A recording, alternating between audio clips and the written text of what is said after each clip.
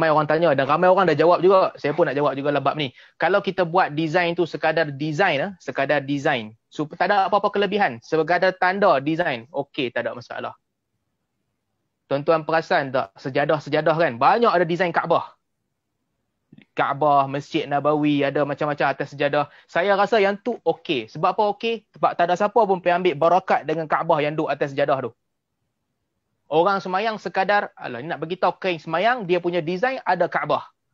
Jadi, kita pun semayang, tak ada apa. Kita pun tak tengok Kaabah tu dan rasa khusyuk. Allah, macam menghadap Kaabah betul-betul. Tak ada.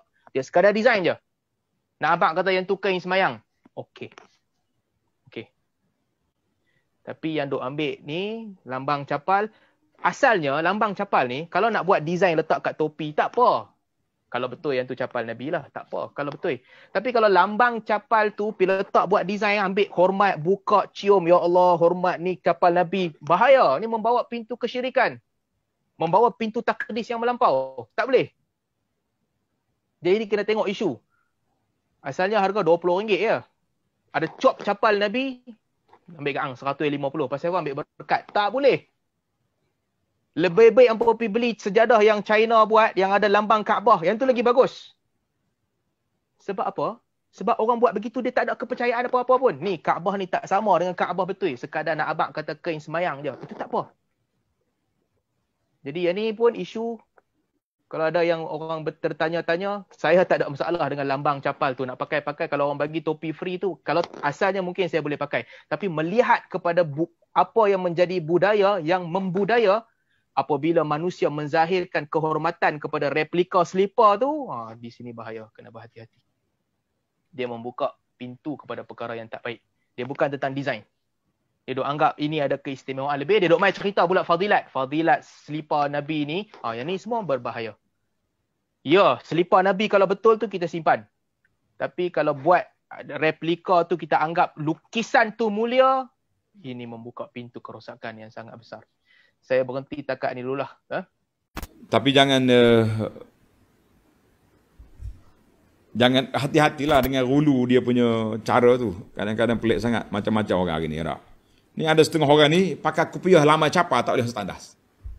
Punyalah mengagungkan capal dia ni sampai mereka tak boleh masuk tandas ni sebab capal Nabi tu mulia. Nak capal tu asalnya untuk orang pijak masuk tandas. Engkau naik atas kepala tak boleh masuk tandas pula. Sehari dua ni pula timbul masalah gambar selipar Nabi. Tuan-tuan tengok dah gambar selipar Nabi. Seorang ulama nama dia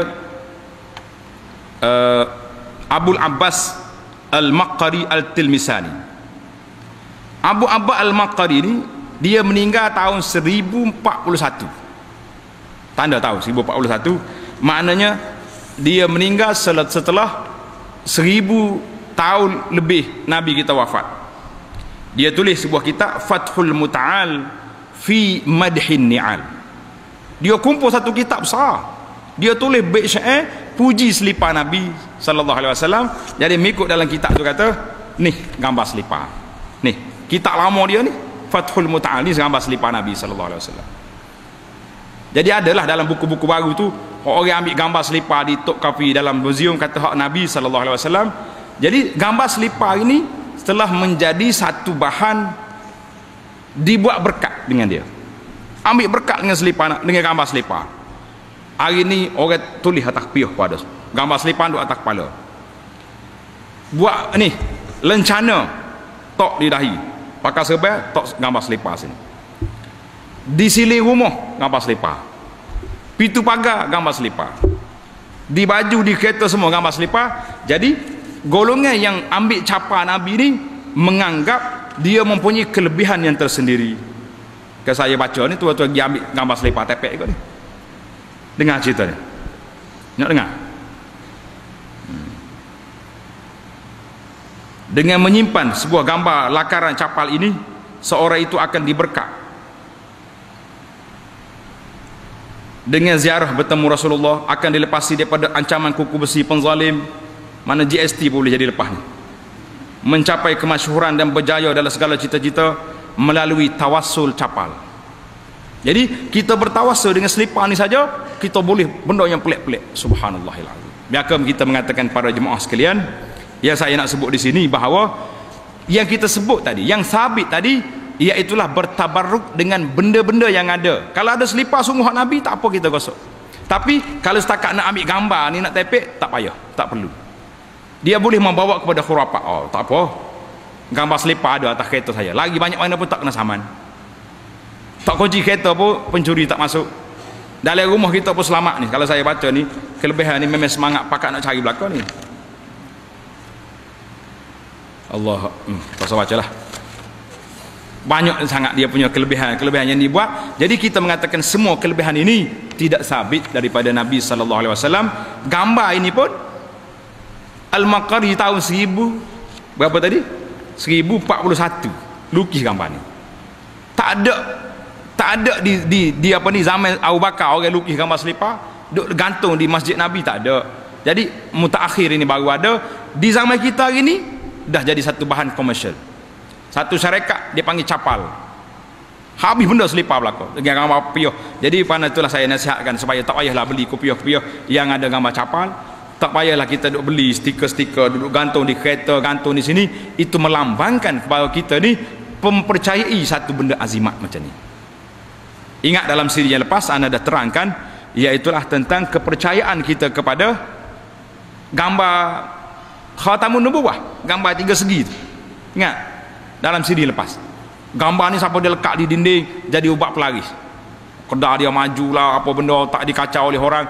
Itu semua benda-benda yang membawa kepada benda yang tidak baik, dan kita tinggalkanlah.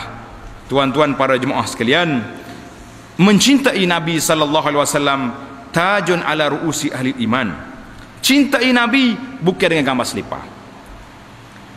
Qul in kuntum tuhibbunallah fattabi'uni. Allah Ta'ala sebut, ajar pada Nabi, kata ya Muhammad, kalau mu cinta Allah, fattabi'uni, ikut aku.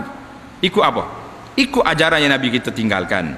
Jadi marilah kita bertabaruk dengan semua ajaran yang Nabi kita ajar sallallahu alaihi wasallam, dengan sunnah dia, dengan adab dia, dengan akhlak dia, dengan adab-adab dia, semuanya tersimpan dalam kitab Dawawinus Sunnah, dalam kitab-kitab hadis banyak.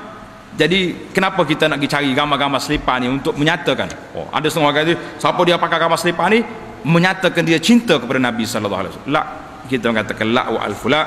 Cinta Nabi dia bukan dengan gambar selipar, cinta Nabi dengan beramal, ikut turu apa yang diajar oleh Rasulullah sallallahu alaihi wasallam. Allahumma salli ala Muhammad wa ala ali Muhammad kama sallaita ala Ibrahim wa ala ali Ibrahim wa barik ala Muhammad wa ala ali Muhammad kama barakta ala Ibrahim wa ala ali Ibrahim fil alamin innaka Hamidum Majid. Jadi akhirnya kita mengatakan bertabaruk ini dengan barang-barang Nabi saja. Adapun tabaruk dengan orang lain, tidak ada pula riwayat orang pergi tabaruk dengan Abu Bakar, dengan Umar, dengan Ali. Apalagi kalau nak pergi bertabaruk dengan tok-tok ayah di zaman kita ini. Jadi tidak perlulah, cukuplah kita tabaruk mengambil berkat dengan apa yang telah diberi oleh Allah Azza wa Jalla kepada Nabi kita sallallahu alaihi wasallam, dengan kita mengikut ajaran yang mulia dan juga beberapa tempat yang diberkati, insyaallah. Kerana kelebihan sesuatu perkara mesti berdasarkan dalil yang diberitahu oleh Allah dan Rasul. Tiba-tiba kita pergi lukis capal bubuh di topi kita habaq yang ni ada kelebihan. Yang ni pening banyak. Kelebihan dia jual mahal lah kot, nega lah kot. Kita buat satu dakwaan, Rasul itu ada kelebihan, tak ada masalah lah. Pakaian Rasul ada kelebihan, tak ada masalah lah. Kita pergi mereka dengan tangan kita, mesin kita, lukis kesan kita pergi dakwa ada kelebihan. Kacau. Ini hal yang saya sebut. Soal tabarruk, mengambil berkat dengan jasad Nabi ataupun barang-barang Nabi, warid diamalkan oleh para sahabat radhiyallahu anhu. Riwayat daripada Ummu Salamah apa yang diamalkan oleh Anas, rambut Nabi gunting, para sahabat kutip air wuduk Nabi, para sahabat pergi ambil. Ini semua tak ada masalah. Itu Nabi sallallahu alaihi wasallam. Cumanya untuk nak membuktikan barang-barang peninggalan Nabi itu pada hari ini sukar. Ada orang dia main barang, dia buktikan bukan daripada Nabi. Itu bukan cara orang berhujah. Awak orang mari benda, awaklah kena buktikan itu daripada Nabi. Ambil daripada mana? Kawan saya bagi. Kawan awak ambil mana? Kalau sungguh benda itu ada dalam riwayat Ummu Salamah, ada rambut Nabi yang dia simpan, dan kemudian sahabat ada yang ni minum air bekas rambut Nabi. Semuanya tak ada masalah. Jasad Nabi kerana berkatan ya Allah jadikan pada diri Nabi sallallahu alaihi wasallam.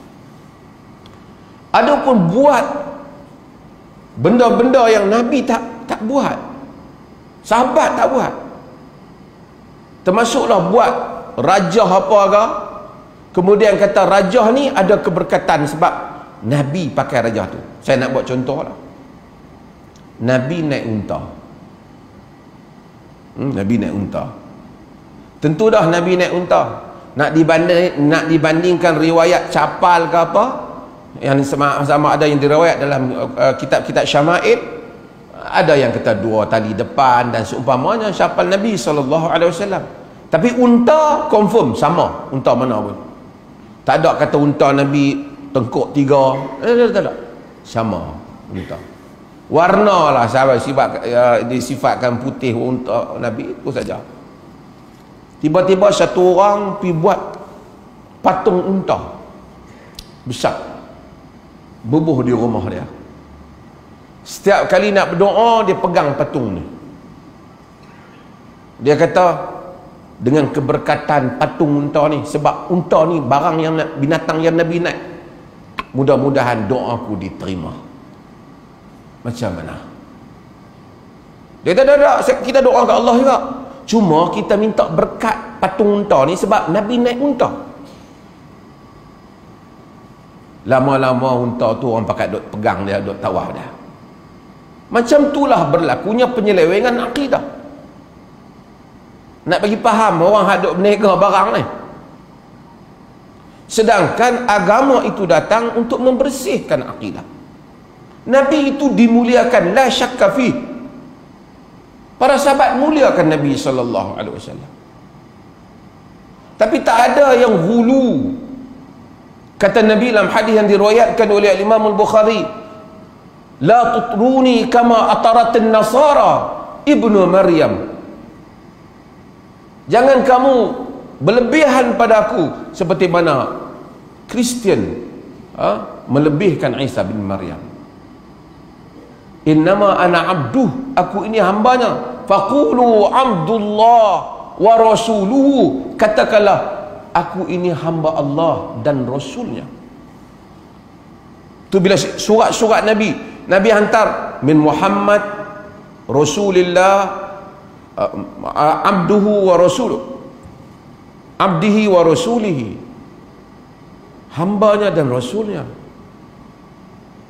Kenapa? Untuk membersihkan tauhid, untuk membersihkan tauhid. Kalau tidak orang ambil kesempatan pakat berniaga habis. Besok akhirnya jadi lambang unta, lambang tungkat. Semua orang Islam duk pergi pegang lambang-lambang ni. Lama-lama kita dah tak boleh nak bezakan dengan orang lain yang pegang macam-macam ciptaan-ciptaan.